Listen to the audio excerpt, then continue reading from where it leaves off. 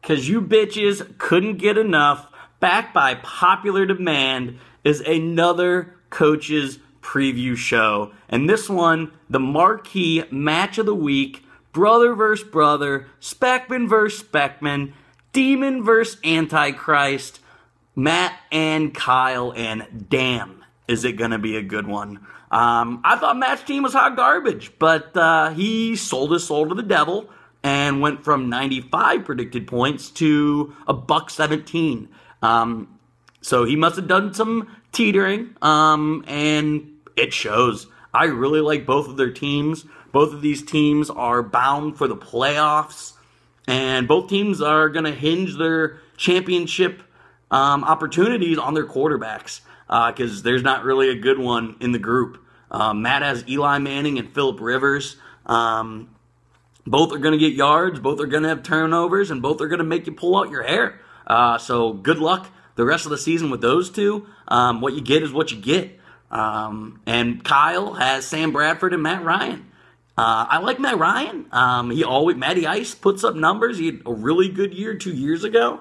And he's got the weapons to do it, and a pass-happy offensive coordinator play scheme. But unless Kyle knows something I don't know, he's going with Bradford, who's predicted 4 points less than Matt Ryan in a gimmicky offense that Chip Kelly runs. I don't get it. To see an advantage between Eli Manning and Sam Bradford, honestly, would make my head explode. So I'm going to count that as a push. I like both of their wide receivers. Kyle has Hopkins, Andre Johnson, and Larry Fitzgerald. Can't go wrong with any of those. And they happen to be healthy. It's week 1. So we'll see how that plays out. Hopkins was injured last year a little bit. Andre Johnson is old. Fitzgerald is gold. But they're reliable, and you know what you're going to get. But again, tough to pick a winner in the wide receiver category, because Matt has AJ Green, Randall Cobb, and Mike Evans. I'm not as high on Mike Evans as some people are. Drew was high on Mike Evans. I'm not. But again, that's a very, very formidable trio of receivers. The only advantage I really see here is running backs. Kyle has LaShawn McCoy in a run-happy system in Buffalo, and he's been cleared to play. And Frank Gore, who just gets the job done. He will be on a pitch count with touches in Indy, but honestly, they're going to be throwing the ball around so much, I don't think it's really going to matter. He's going to be a short yardage, third down conversion, goal line back anyway, which they haven't had. So he's going to put up numbers. I don't think it's 1,000 yards, as every Indy Colt fan thinks it's going to happen. But Frank Gore will have a good season. Pit that against Matt's running backs. Eddie Lacy is probably better than either one of Kyle's, because Eddie Lacy is a top three running back. But Julius Randle is just, Jerry Jones doesn't like him. He couldn't beat out Darren McFadden. That's tough. That's tough as an RB2. And unfortunately, Matt's bench, he doesn't have any other options. He has Williams there in the Meadowlands with the plethora of backs there in New York. And he also has Freeman in Atlanta, who couldn't beat out a injured, inexperienced rookie in Tevin Coleman.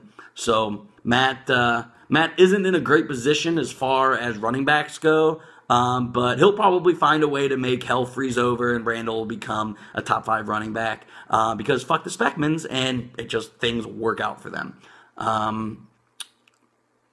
Defense-wise, they both have good defenses, Houston and Baltimore. Baltimore drew Denver this week, which will be a tough matchup. So really, I see Kyle coming out on top of this. I see Kyle having a really, really good team, one that can challenge mine, believe it or not, and edging Matt out, even though the prediction is the other way around. This one's going to be decided by less than 5 points. If I had to guess, I'd guess Kyle 122, Matt 117. Both teams are going to be scoring between 110 and 130 all year. Just two really good teams. Again, I wish that this was a battle to the death so that only one of them can come out alive. because I hate that family and wish they would be gone forever. Sorry, Jordan. Much love. But both of these teams will give each other a run in the league a run. But ultimately, it's going to go to you, Kyle. Also, props for that draft day trade. You and I both came out on top, and that's what smart GM and coaches do, man. So kudos to you. Kudos for the win this week, and fuck both of you.